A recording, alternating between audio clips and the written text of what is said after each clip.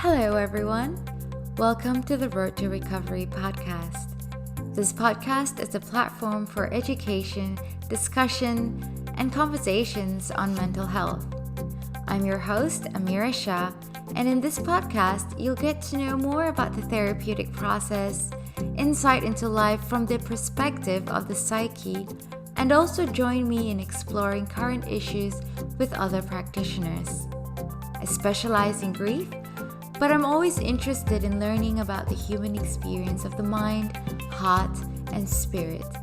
So join me on this journey of in-depth learning about ourselves and the world we live in.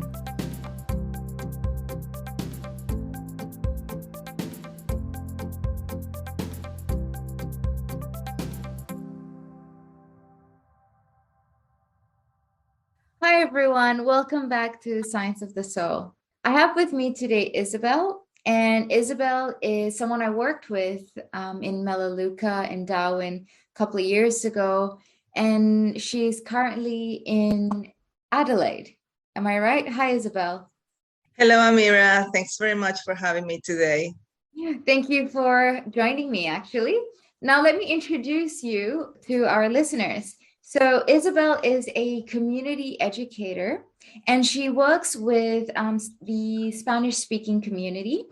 She has a radio show and an online chat with Spanish-speaking women worldwide. Isabel's background is in art and psychology, and also in supporting disabilities. So can you tell us a little bit more about what you do? Thanks, Amira. I have a background in psychology and counseling and also education, so I'm a teacher. I try to utilize all my skills and talents to help people, especially in the mental health area. I work with multicultural communities. I work with people that have come as refugees in Australia, so there is a lot of trauma background when you're dealing with these communities. So I utilize a lot of art and culture and music and fun activities to get people to communicate, to get people to talk, to get people to find a connection and find kind of sometimes the light at the end of the tunnel. When people come to Australia from different backgrounds, whether you come in as a humanitarian entrant, which is, people that are called refugees, or even you're a migrant, there is some trauma coming with you, and sometimes you have to put it aside, hide it there, and then go on with your life because you need to go get a job, you need to assimilate to the community and do everything that is expected of you. So I utilize that little bit of space to connect people, to help people integrate in a better way, just having a chat. And we do it in a way that is fun, that is not daunting on people. You don't have to tell your story, none of that. But people get to learn strategies on how to cope with things, with everyday life stuff. That's what I do. So at the moment, I'm utilizing online because everybody's locked up in a way still because of the virus. So I'm trying to take advantage of that. You work with groups mainly, don't you? Yes, mainly with groups. So I've got at the moment a group of young women. They are all from different backgrounds. Majority of them arrived here as children or teenagers from different war-torn zones like Afghanistan, Iran, Congo, and so I work with them on a project where they help me create messages for other young people that may have a disability, and we talk about the importance of education, employment, and participation in the community. So I do different groups, and we do activities, and that way they are doing something that they like, they enjoy, but at the same time they're learning strategies, they're learning how to communicate, they're making friends with other people, they're learning skills that can then hopefully utilize later on in life when they go to university or they study at TAFE, whatever they want to do.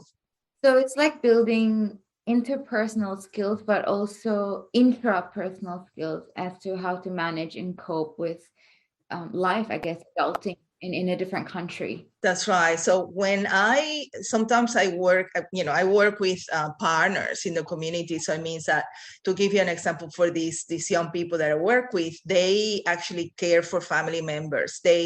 Because they came here and they learned English faster than their parents, most of the time they take care of family members, and also they are the interpreters in community. So the family members may be sick or they need to visit a doctor. They are the ones doing the interpreting, and they have been doing this since they were 5 or 6 years old.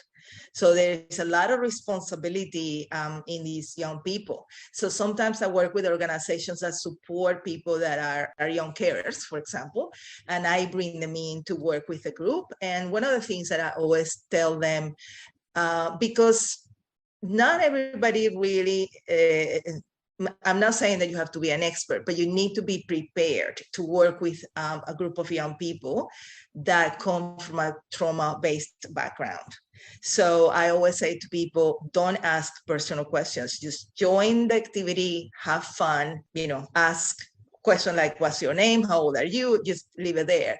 But don't go back into, where are you from? What do you do there? And all that kind of stuff, because that's going to bring up things that we might not be able to manage in those 2 hours that we have with them. And it might bring, bad memories and all that kind of stuff. So people having a conversation with a cup of tea with a friend, that where you can go to places in a conversation, you might not be able to do that with a group of young people that come. Number one, they were born in camps. They have lived in a tent all their lives. And for the first time in their life, they have a house. They have shoes to wear. They go to school. These kind of things that for us, we take for granted. For other people, it might take 20, 30 years of their life to be able to do that. Or they have lost a parent during a war. So they come with a mom, or they come with an auntie, and they don't have a mom and dad. So what's your mom saying? Will your dad say? Do you live with your mom and your dad? I ask people, do not ask any of those questions. Just join the group, have fun, support them. If they have any questions, you give them the answers. But those intrusive conversations is normally what happens when people work with these type of communities, and then the community builds a wall and they don't want to deal with the mainstream anymore, because they find working with mainstream very, intrusive. So we need to build that trust. We need to build a rapport. And the only way to do it is by just doing projects such as this. And in my work, my job is basically to work with people with disability to ensure that they have the information they need in order to access tertiary education. When we talk about disability in multicultural communities, that is something that people don't talk about. For a lot of people, disability is something that was brought on to you by witchcraft or something that you did in the community and you've been punished, or people don't separate themselves from disability. Sometimes, that's who you are. You were born without a leg. You were born blind. That's part of you. You don't separate your disability from that. So it is a difficult space to work in, and that's why a lot of organizations that work with multicultural communities and with disability find it very hard to connect, because the first question they ask is, do you have a disability? They don't even know what that is. They don't even know what that means. Does your family, do they have a disability? That, we need to, number one, build the trust with those young people, so they know that you're there to do good to them. And then you can start, slowly those conversations about what is a disability. And a lot of times they understand disability, but they don't see that onto themselves. You know what I mean? Yeah. So they don't recognize that they have serious anxiety, that they might take that as a disability, but they can see it in other people that consider. So it's a process. So I work with, universities here that are dying to have, to do research in young people with disability. And they say, oh, we just need 10 people. Like, if you don't do activities with them, if you don't build that trust and rapport with them, no one is going to come to you and say, yes, you can interview me, I have a disability. That's not going to happen in a million years. You know what I mean? When I worked with this group, I started working with this group in, I think, May 2020. And I used the word disability in September last year. It took me that long to make sure that they were not going to run for the hills when I started talking about disability. I needed to build that rapport with them to make sure that they trusted me before I came in and said, hey guys, we need to talk about disability. So it takes a long time. So a lot of programs, from government, they give you a year to do something with multicultural communities. A year only takes you just to build the report. Yeah. And that's why a lot of, for example, here we have a lot of communities that are mainly multicultural, majority are multicultural, like in councils, and they all should be able to access the NDIS, for example, but it doesn't happen. So this is because they don't recognize that they have a disability, and it takes them a long time to get there. And then from there, Correct. Then understand the services and the supports that are available to them if they do acknowledge that they are disabled. Or they need access, they need help and support to do something. That's the way I put it, because it's very, I would imagine, it's very traumatizing to tell someone, you have a disability or you are disabled. That is just the most horrifying thing anyone can say to anybody. But the way that I say it is, okay, if you, let's say you're deaf, you're going to need someone to help you communicate, or you might need a software to help you communicate.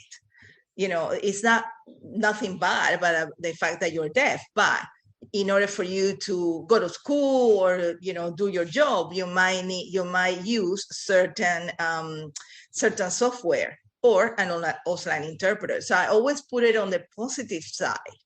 But for multicultural communities, number one is that the help at the moment is coming. Let's say that the help comes from the NDIS, just to give an example.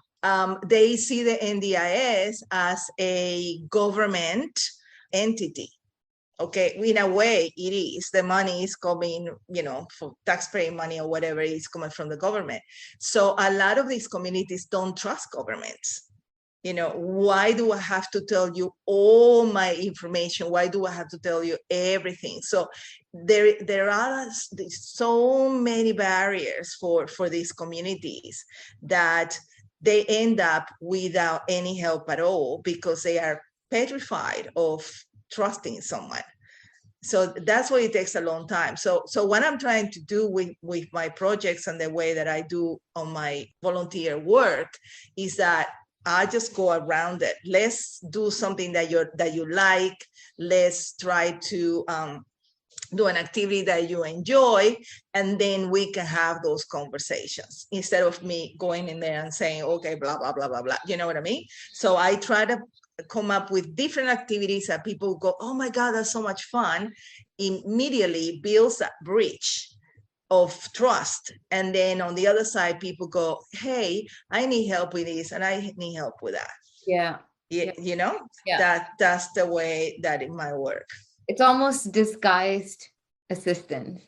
Yes, exactly. I don't know if you notice, but, for example, I have also met, Australian women that work in the space, and they say, well, we put a nice morning tea and we do these PowerPoint presentations and we talk and we give them all these examples, and they're there sitting just completely quiet, listening to us, looking at the PowerPoint.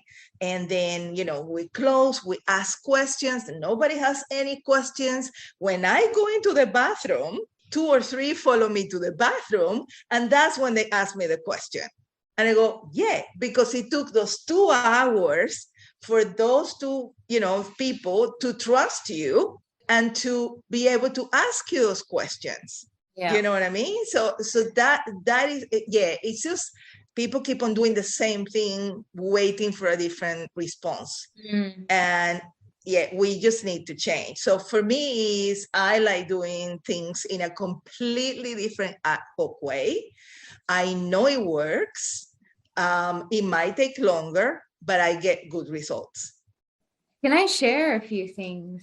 You brought up some key points there, and I have a few anecdotes I want to share because we used to work together in a humanitarian sector in Darwin. So I recall that building trust with some of the families that I was working with was like pulling teeth.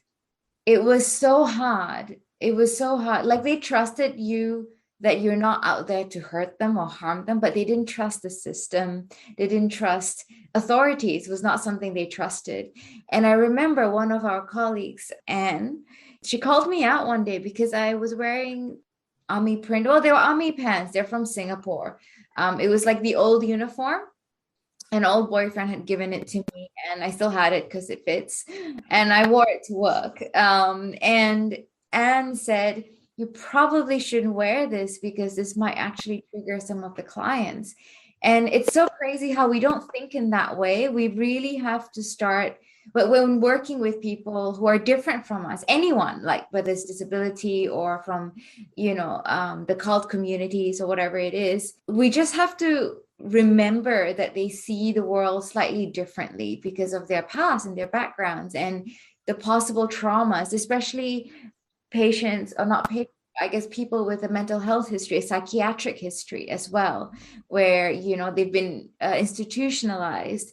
They really have had very different experiences from us. And, that really helped me rethink how to navigate myself when working with them as well. And over time, to actually give time and not expect results. Patience was something I really learned as well, because building rapport with them was so different, because you think you have built a relationship because they're so kind and giving and, inviting and warm. But then when it comes to information and history and more personal things, it's like, no, we're not going there. And I don't want to go there, kind of thing. Like they'll tell me, they're like, I'm not going there. That was in the past and we don't have to talk about it. I want to come here and move forward. And, I want to make something of my life. I just don't want to go back there. But then it was really, really hard to help them understand that if we don't address some of the things from the past, we can't heal in order for you to move forward effectively. And yeah, I figured from my work there, that was the hardest part. And I remember working with youth as well. We were working with teenage girls, and in order to get this community engagement and trauma work in, which would happen in like 6 weeks, we started off with like, let's learn about hormones and let's learn about what it's like to be a girl. Some like obscure topic. Let's hang out together, sit down and do some like drawings and whatnot. And over time, then we could be like, so what's been going on for you at home, on the side a little bit, like, how's school? Are you struggling? How's learning the language, that sort of thing. And that can only happen like weeks later. We started doing yoga together as well. So we did trauma and yoga. That was fun. But a lot of the times I find that these programs that we run, like you say, it needs a lot of time, and funding is a problem, because you can't stretch them out for as long as we need, because trust is hard to build. It's not something you can measure and quantify. It really isn't. And if you want to work on a recovery program or a healing program, it's hard, because you need all these like KPIs, you need all these objectives that you have to meet in order to, present a proposal and get results and but you can't put a number or an estimate or a quantity of some form of measure. You can't put a measure on trust. How do you deal with that? Oh, absolutely. And so I see people like onions. You have an onion, you have to peel the layers. And as you're saying, exactly, people don't want to go there. We know that they need to go there, but you need to give them time. And it might take a year before they go, okay, I want to talk about what happened to me back then. But so you need to go with the peeling of the layers with them. And so to me is, if I am able to at least make them feel confident enough so they can speak up for themselves, and so they can build their self-esteem, I've done something. You know what I mean? So when I started with this group, just to give you an example, with the young people, they were shy, they were not speaking, they were looking down, they were not looking at me, some of them were holding onto each other, literally holding onto each other, okay, together like that, on on Like the table, cuddles. holding on Yeah. to each other. Yeah, I mean, amazing. One would write for the other, they would not write by themselves. I mean, it was like seriously walls all over the place. But we started slowly, just making it fun. Normally what I do, the first activity I do a vision board. And then, and I put a lot of, colors and images and magazines and whatever. And then I want you to tell me about you. How do you see yourself right now? And how do you see yourself going into the future now that you're here in this country? And then from there we go. I don't ask questions. If they want to talk about their own vision board, it's fine. If they don't want to talk about their vision board, it's fine too. So I just let that go. I take a look around, and I might pick up a few things. And because my KPIs are about education and employment, I normally tell my story, so people can connect. I tell them that I am an award winner teacher. I won an award, and those kind of things. So then don't feel because you came to this country and, you're learning from the bottom, doesn't mean that you can achieve things. So I that's why I try to tell my story as a way to motivate people. And then slowly we go from there. If you see those girls right now, you will not believe that they were the ones looking down, holding on to each other. Wow. Completely. I mean, they're incredible. They just open up, blossom like flowers. It's just incredible. That is, to me, if I can build a self-esteem, I've done it, because it gives them that power to speak up. So through the process, because I have, I've been throwing different words, and words are big. So one of them was saying, I want to do this and I keep on doing this, but people don't tell me, people don't give me. I said, you know what you're doing? You're self-advocating. What? So I have to write it down and, I'm pronounce it, advocate, so because they're all learning English. Right. As, not exactly, some of them are learning how to write in a different alphabet, because if you write in Farsi or if you write in Arabic, it's completely different to learn English, right? So it's a huge process of learning a language. So they have learned words such as advocacy, reasonable adjustments. Imagine, gigantic words, but they know what that means slowly. So when they see something, I mean, I show them a documentary and they go, okay, that means that means that. They are able to connect.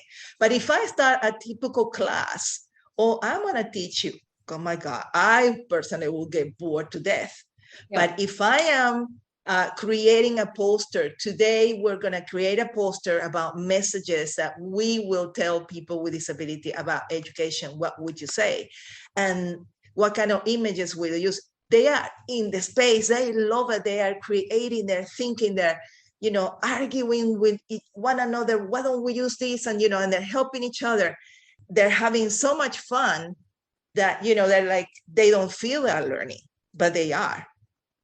So when they afterwards, I mean, we had an event on the 3rd of December, which is the International Day for People with Disabilities. And we had the mayor of the city present. We had an MP present.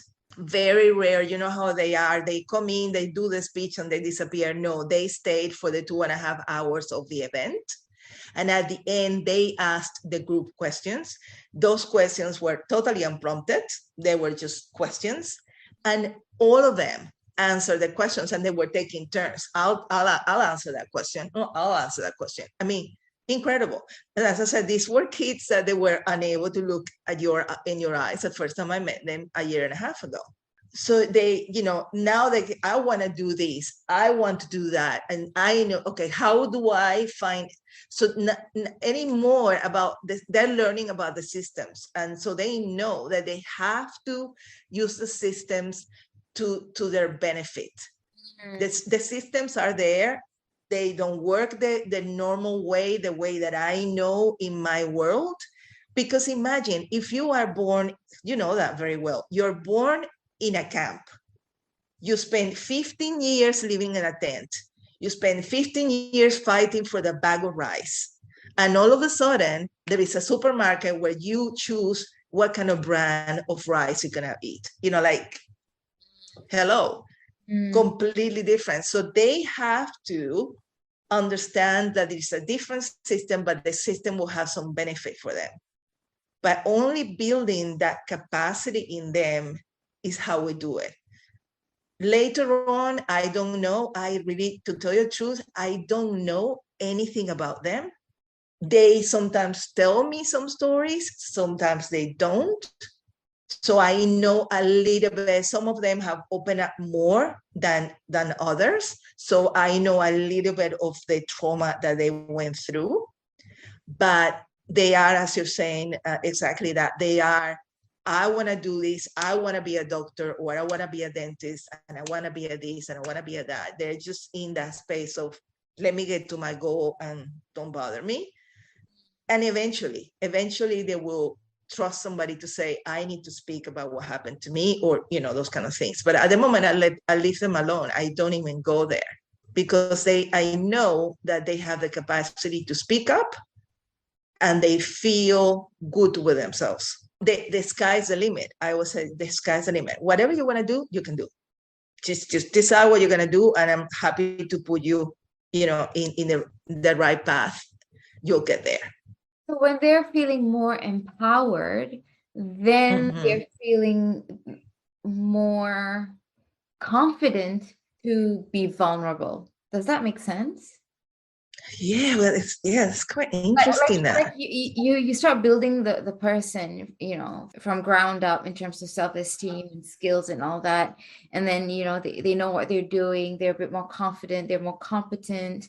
They can navigate through life in Australia, and they are achieving things as well. They're being heard. They're being listened to. They're contributing to the society as well. And over time, they start to feel good about themselves. The self-esteem, value, worth starts rising, and the stuff from the past becomes like something they can handle, they can tackle, they can talk about, because now it's like, now I have the strength and the confidence to look back and talk about, hey, that was pretty shit. What was that about? This really affected me, and that was not cool. Or I miss this person. I will never see this person again. So I wonder if that's a thing, because it just kind of hit me right now hearing you speak. Yeah, and I think so. I think it's at the beginning, it might be, the trauma is there, and because you live with trauma 24 hours a day, there is not a break in your life. You're fighting to survive, you're fighting to eat, you're fighting, it's that constant struggle. Once you're out of that struggle and you're in a different space, then that is not so important anymore. Yeah, it is important. It did impact me, but you know what? I'd rather spend this energy building myself up, finding, I have one that asked me, said, can you please find me a tutor for chemistry and math because I want to become a dentist and I want to do really well. I need help because, this happened to me when I lived in a camp. I think is that it gives him that power. And when we met, I was doing a addressing domestic violence program. And I realized that it was exactly, for me, and I always told the girls, once you show yourself as a very confident woman, that you know what you want, that you know where you are, those guys that abuse or choose to abuse, they're not going to go after you. That you're the least thing that they will be interested in. So you need to build your self-esteem and your confidence and show yourself as a powerful, empowered woman, and go out there and go grab things. And those guys will not be on your way. And that was a lesson. I mean, I was using that for the women, and they didn't think like that was possible. But then going through the program, they realized, I said, yes. I mean, the most important thing is what I think of myself, is what I want. That is the most important thing. So I think, using that, it helps mitigate some of the other mental health, situations that you might encounter. Because you are, it's like as you're saying, you are sort of like completing yourself. You're making yourself whole. Yeah. And that, there, nobody can go poke holes in you. Yeah. And then you need time for that personal growth and development as well. But as you're filling out your sense of self, or your core self, and your ambitions and your purpose and all this, that's growing and becoming clearer and clearer. Although it takes time, it starts becoming quite solid and crystallized and robust. So it makes it easier to draw boundaries as well, because you're like, yeah, well, this is what I'm doing. This is how I'm doing things. This is how I live my life. And then when you have external agents or people that demand certain things or impose or encroach, you're just like, actually, I don't have time or space for this, because I got to go do my shit here, because I have this Exactly. this goal right here. Unfortunately, you know how it is. In some schools, we have some teachers that are really good teachers, and we have some teachers that are really bad teachers. So sometimes they encounter those bad teachers that they say, oh, you want to be a doctor? Who told you who can be a doctor? And they tell the teacher off. And they go, hello, you don't know me, and watch me. Those kind of things. So they are building themselves to the point that, there are no barriers. We're going to go there. They need more of that. They're always encountering people here. My philosophy has always been the glass half full. Look at the glass half full and see how can you finish filling it. But for some reason, a lot of people have this philosophy of the empty glass. They're always, what I don't have, what I don't know, So they encounter teachers that should not be teachers. So that's my very personal opinion. That they shouldn't be, mentoring young people. They should not be working with children. If you have the mentality that when you see a person, all you see is a deficit, which is, the problem with disability, all you see is a disability, then, you shouldn't be in that job. To me, that's why it's so important. So important that you know where you're going, and no one's going to stop you.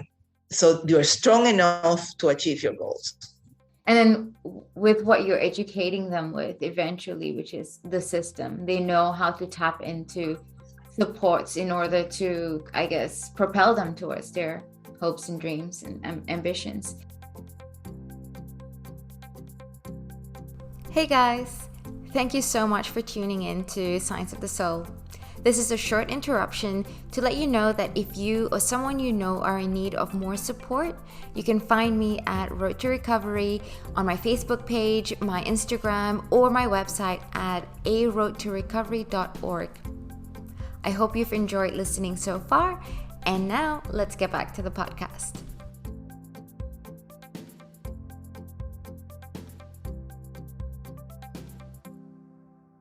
But I did want to ask you something, and this is coming from, I guess the question is first coming from a more personal anecdote, I guess. When teachers who have different philosophies that don't support you and they're not very encouraging. Let's try and be PC here. So teachers teachers that are not teachers because they have a vocation. I think vocation is so important. Passion is so important. So teachers when you have the vocation. Yes.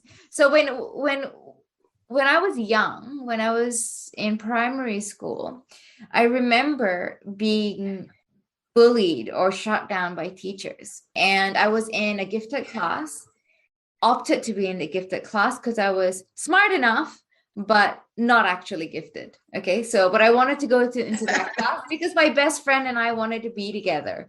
And she was also in my boat. So we could have gone to different classes, but we knew that if we both aimed for this one class, there's only one of it, we'll be together, we get to sit together. So we couldn't be apart. Like so yes. We both got in, and I was struggling because I was not gifted. I was just slightly above average, I think. So I was in the second bottom half of the class of 40, and my teacher adored the top students. He adored them, and I was no longer the smartest girl in class. I was for like 4, 5, 6 years. And this was not the case anymore. I was one of the dumbest in class. And my teacher did not adopt a very encouraging approach. He bullied me and humiliated me in class a lot when I just passed my test or I didn't do good enough, like the others who they were scoring like 98%.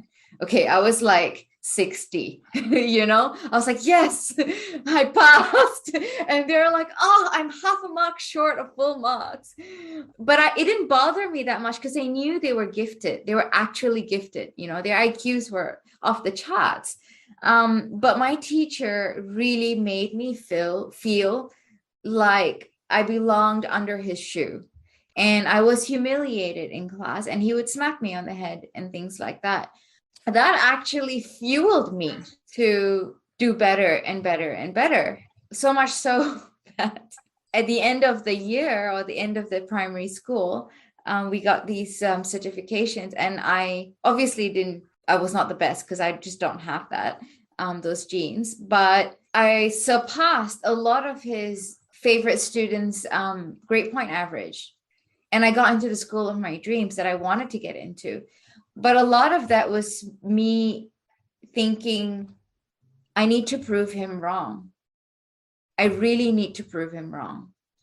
So the scars are still there, but that being humiliated and bullied and feeling like, very, very small, very stupid, although it stayed with me until sometimes today, it did propel me upward until now. Looking back at the people who thought that I wouldn't, I was not good enough.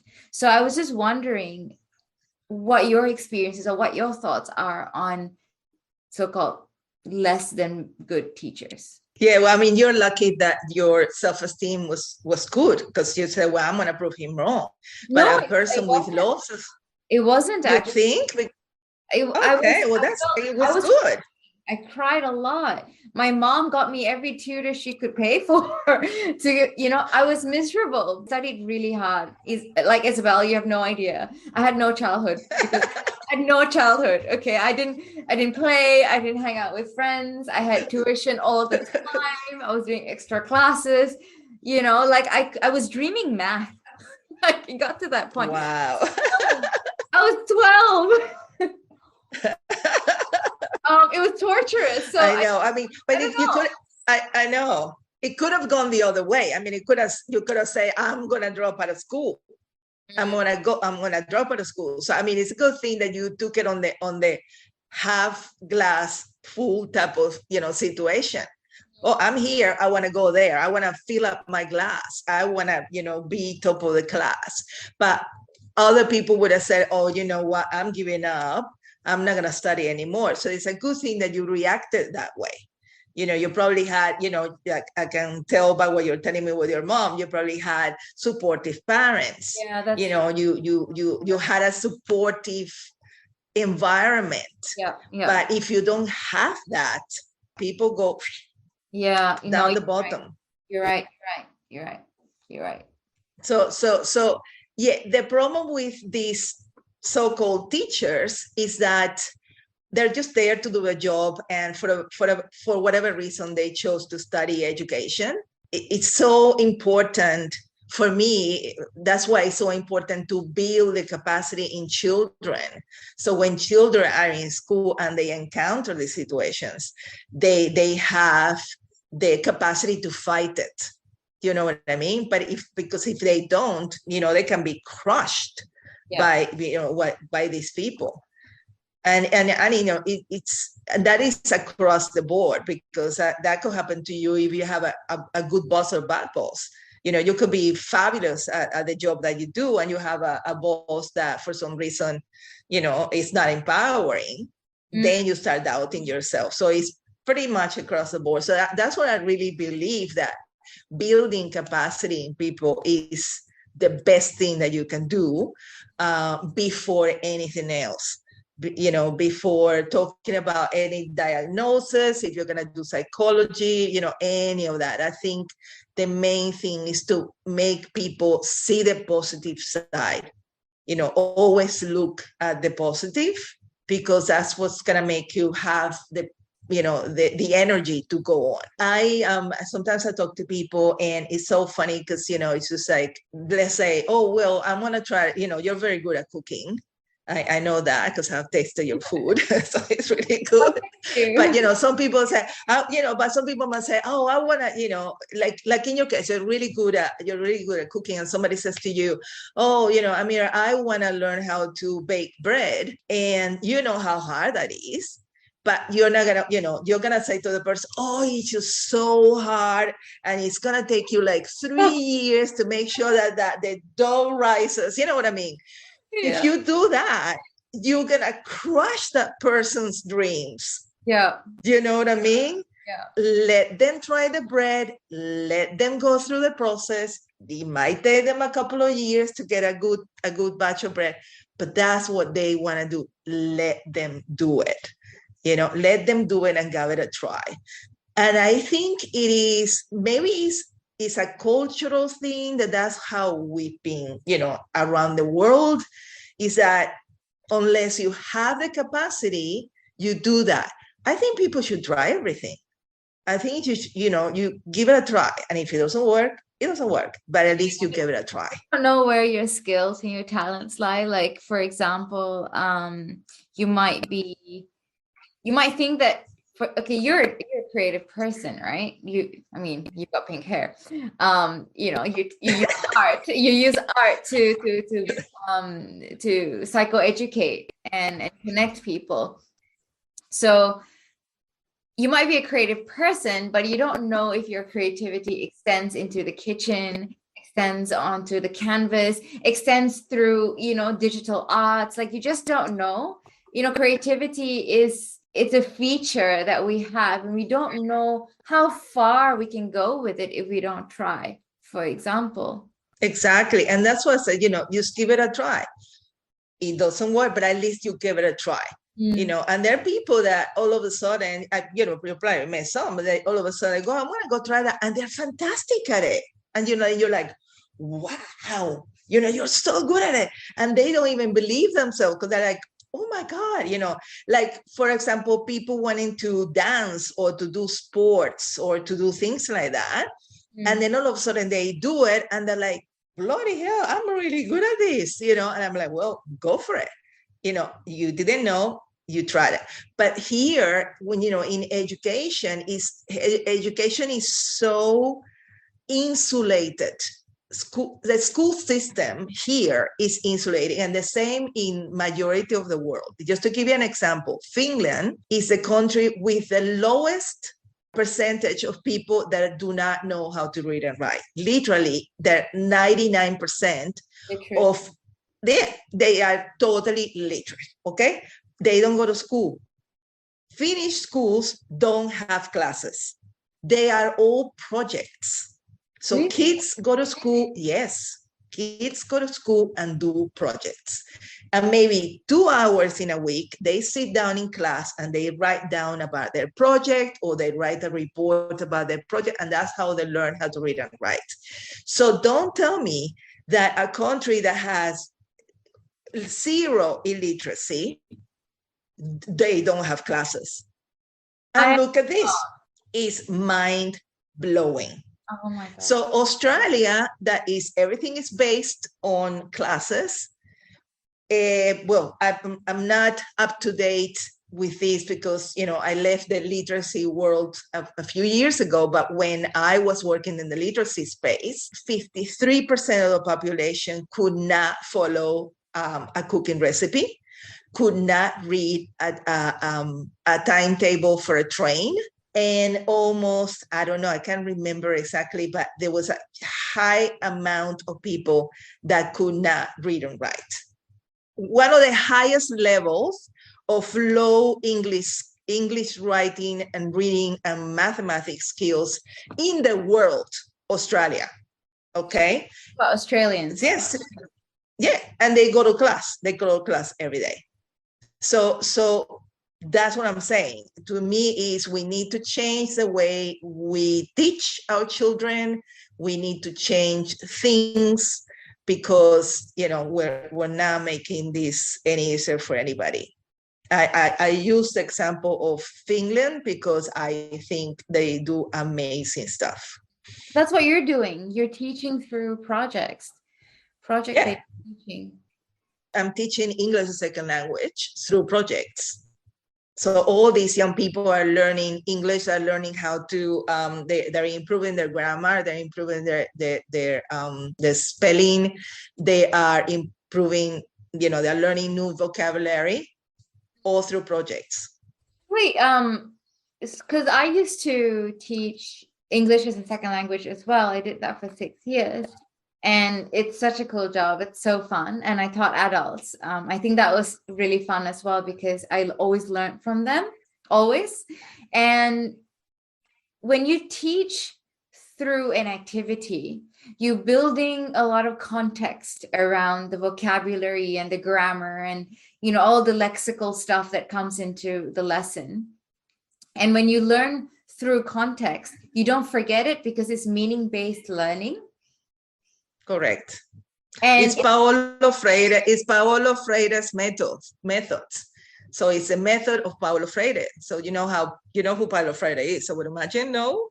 Paulo Freire is the father of literacy, basically, and he's also deemed as the father of social work.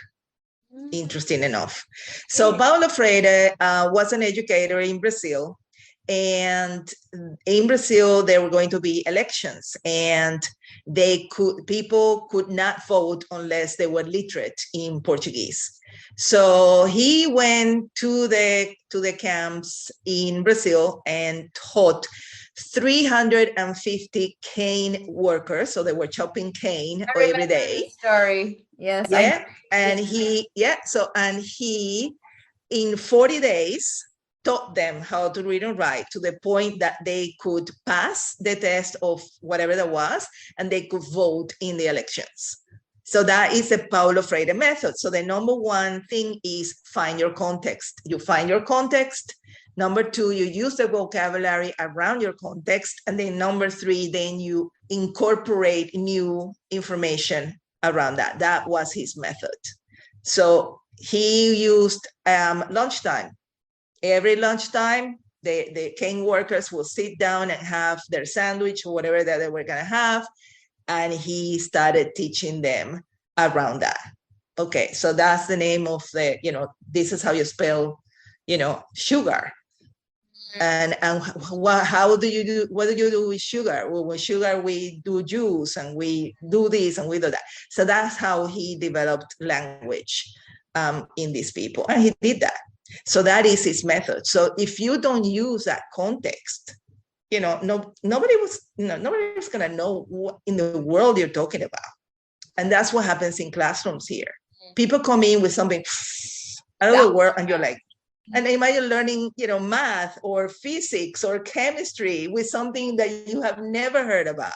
But if you go out there, like in Finland, and you take a project and you're going to test the water of the river to make sure that the frogs are healthy, then when you go back into the classroom and you teach them chemistry, they go, I understand now. I know what pH, I know what is, acidity, and then they're learning the word acidity, they're learning the word, balance, chemicals, all that stuff.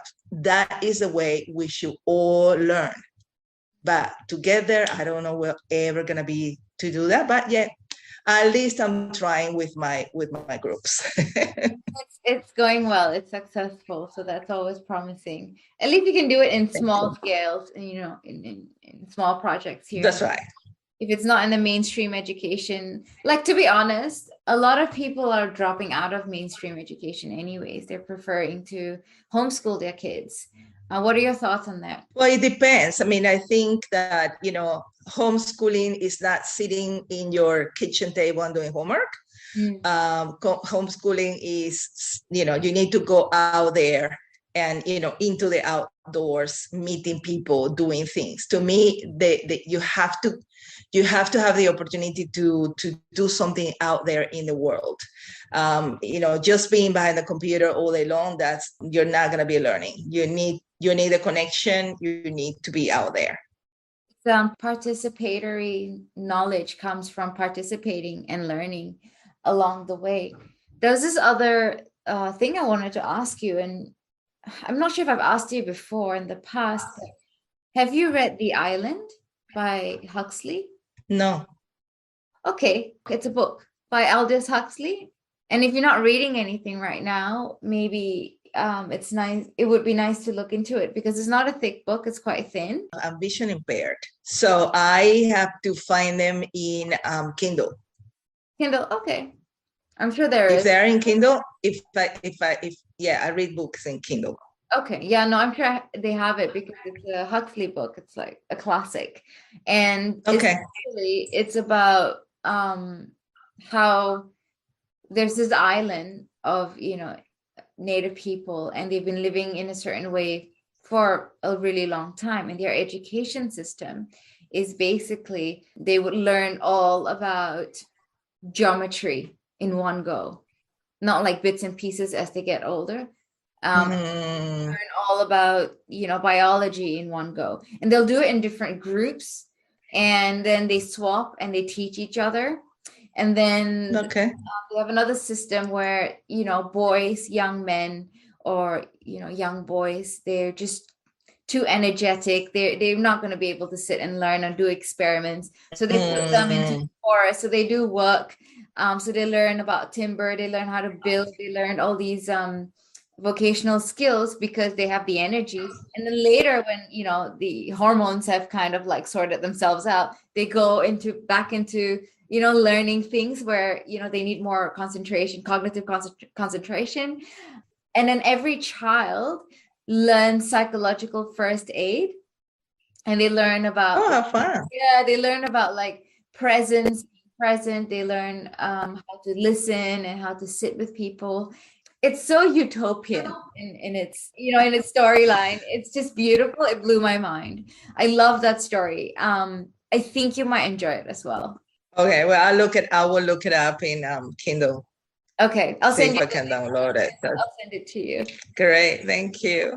So, can you tell me a little bit more about your radio show? I have a segment that is about mental health. I bring a little bit of knowledge to people with a little bit of strategy. So my first episode was about mindfulness.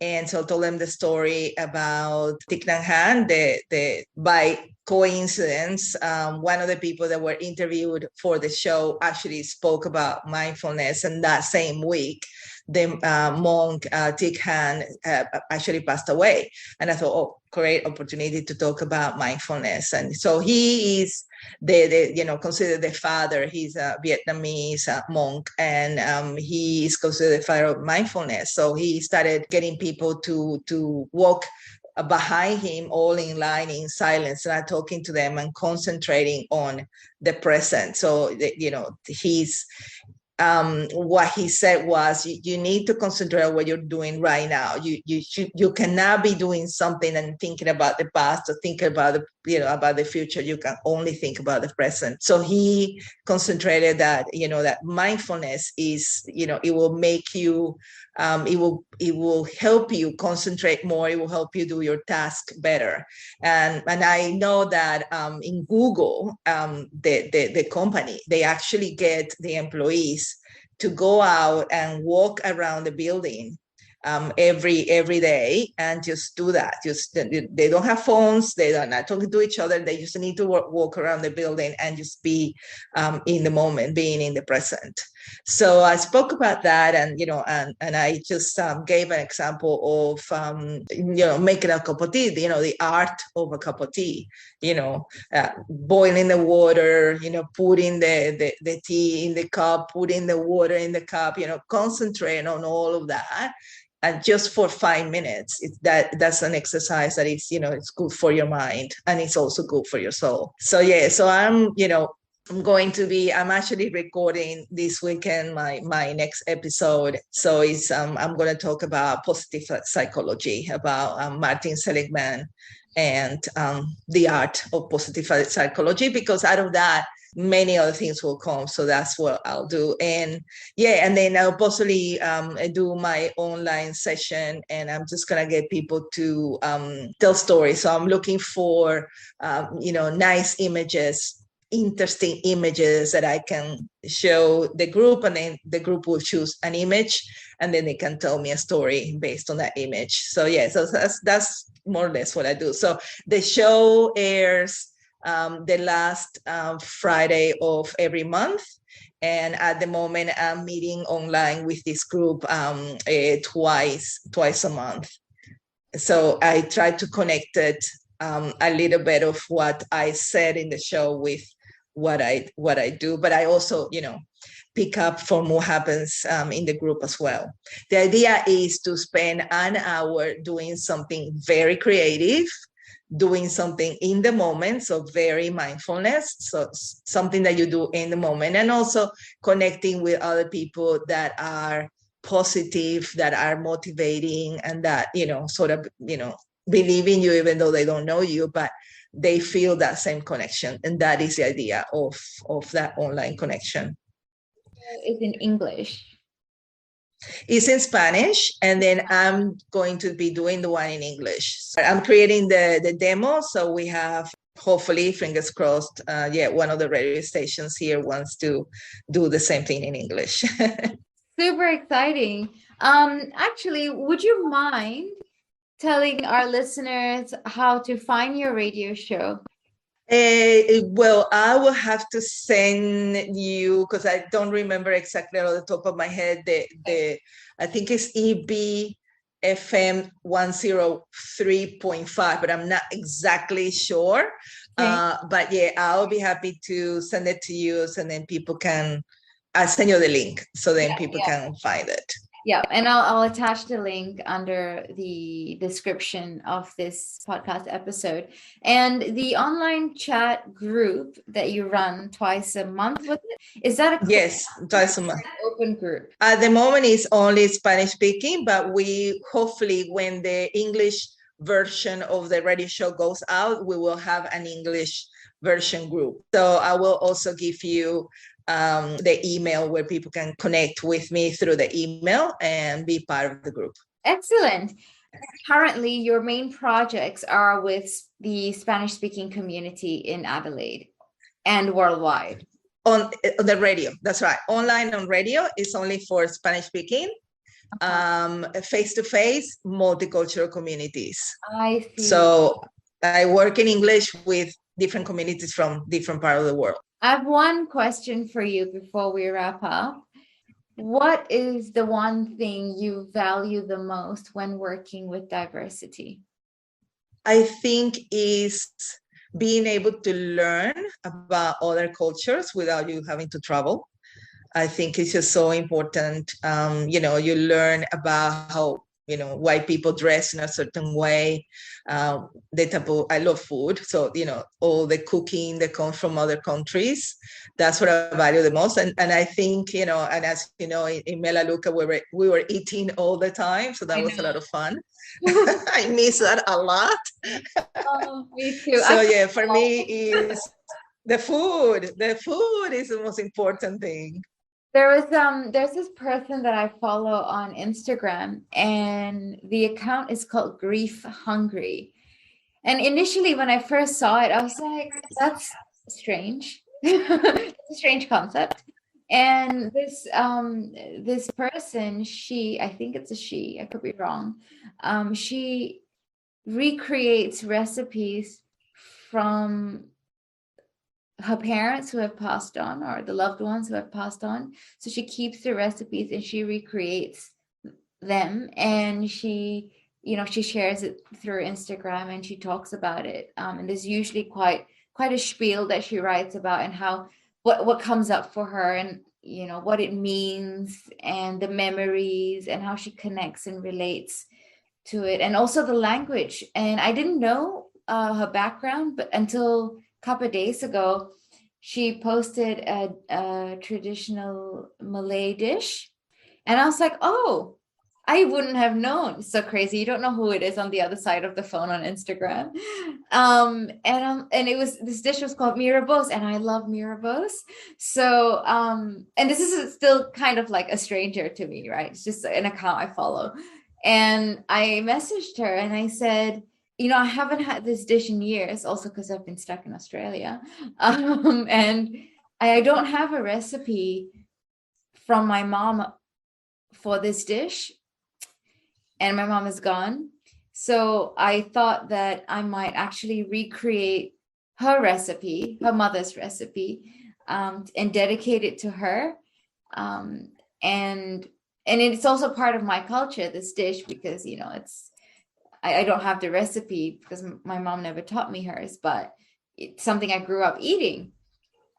And it made me realize how pertinent and how important food is in language, in culture, in social interactions, in learning. And if you keep thinking more and more, food is the source of nourishment. And finding food and cooking food and eating food is something that is so entrenched in our biology, in our evolution, that we often think that it's something we need to live, but food is the stem of a lot of human progress, I would say. Well, it's absolutely, it's the most important thing. You connect with people through food. So yeah, maybe we should do a show on food, Amira. Yes, we should. Let's just talk. We can cook, exchange recipes, talk about the food, talk to the story about the food. I think that would be a great show. That would be awesome. Yeah, let's do it. Let's do it next time. And hopefully our listeners will also tune into our cooking show mashup thing. Sounds great. Thank you everyone for listening. And I'll put all those details below in the description, and you can reach out to her. Bye. Bye.